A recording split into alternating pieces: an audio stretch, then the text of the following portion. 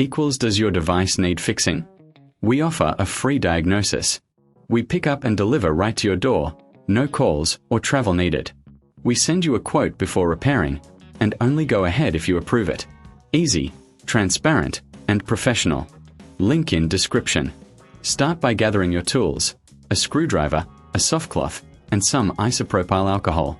First, unplug the Conga 990 and turn it upside down.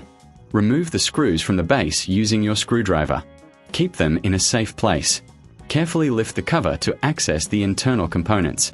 Next, inspect the internal parts for any visible damage. Look for loose connections or broken components. If you see any dirt or dust, use the soft cloth and isopropyl alcohol to clean the surfaces gently. This will help improve performance.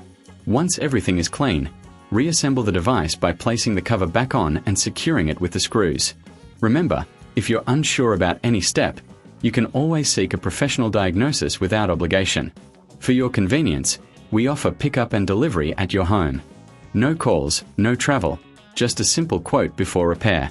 This way, you can ensure your Conga 990 is in good hands without any hassle. Does your device need fixing?